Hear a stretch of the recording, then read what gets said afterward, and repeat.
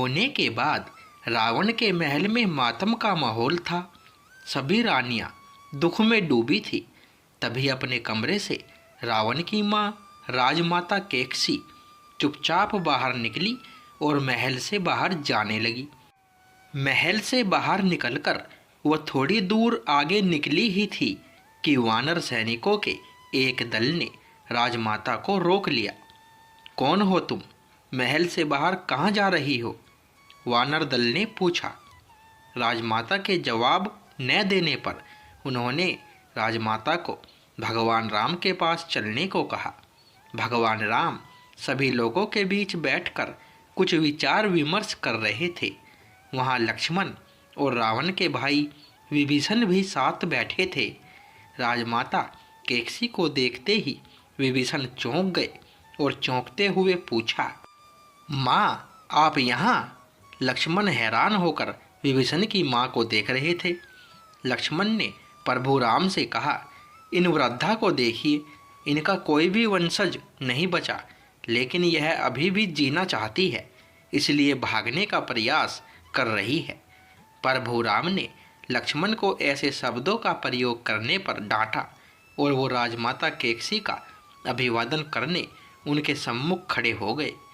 भगवान राम केकसी को ध्यान से देख रहे थे। बुजुर्ग केकसी बेहद दुबली पतली थी। उनके सफ़ेद रेशमी बाल थे जो अच्छी तरह गूंधे थे। उन्होंने सुंदर वस्त्र पहन रखे थे और हाथ पांव एक महारानी के समान नाजुक थे। आखिर वो लंकापति रावण की माँ थी। भगवान राम राजमाता केकसी की मन स्थिति को समझने का प्रयास कर रहे थे। फिर प्रभु राम ने विनम्रता से कहा, राजमाता, इन सबके व्यवहार के लिए मैं क्षमा मांगता हूँ। आप और आपके महारानी के समान नाजुक थे। आखिर वो लंकापति रावण की माँ थी। भगवान राम राजमाता केकसी की मन स्थिति को समझने का प्रयास कर रहे थे। फिर प्रभु राम ने विनम्रता से कहा, राजमाता, इन सबके व्यवहार के लिए मैं क्षमा मांगता हूँ।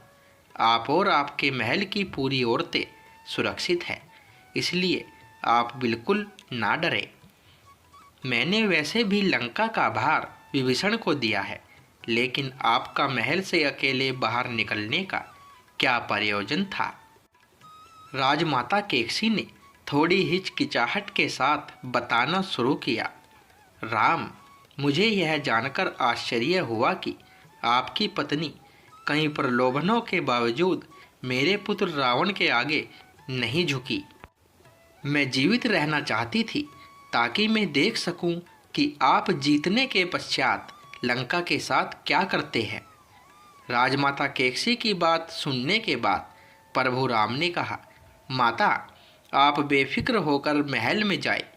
विभीषण अब लंका के राजा बनेंगे और पूरी लंका की सेवा करेंगे। अपने सभी पुत्रों और रावण का संहार करने वाले राम की प्रशंसा करने के लिए राजमाता केकसी खुद को मन में भला बुरा कह रही थी, लेकिन वह जानती थी कि राम इस प्रशंसा के काबिल है। केकसी को केवल ये दुख था कि वो अपने पुत्रों को ऐसे संस्कार नहीं दे सकी। अगर दे पाती तो उनका अंत इस तरह नहीं होता। भगवान राम के निर्देश पर विभीषण ने लंका का राजपाट संभाल लिया। राजमाता केकसी अपने पुत्र वधुओं के साथ लंका की जनता की और उन लोगों की सेवा में लग गई जिन्हें रावण की वजह से कष्ट भोगना पड़ा था। राजमाता केकसी मन में राम नाम का जाप कर खुद को शांत रखती। प्रभु राम का नाम उन्हें आगे के जीवन के लिए प्रेरित भी करता। एक दिन उन्हें भगवान राम के सरयू नदी में जल समाधि ले लेने की खबर मिली। खबर सुनते ही उनकी आंखों से आंसुओं की धारा बह निकली। मन यह सोचकर विलाप करने लगा कि अब उन्हें कौन इस दुख से उबारेगा, अब कौन उन्हें प्रकाश दिखाएगा। केकसी व्यथित थी, लेकिन फिर भी उन्होंने संन्यास नहीं लिया, बल्कि प्रजा की सेवा करती रही और अपने राजमाता होने का मर्यादा धर्म का पालन किया। आखिरी सांस तक वह राम नाम का जाप करती रही। तो दोस्तों, ये पौराणिक कथा आपको पसंद आई हो तो वीडियो को एक लाइक और शेयर अवश्य करें और चैनल पर पहली बार आए हो तो चैनल को सब्सक्राइब करें।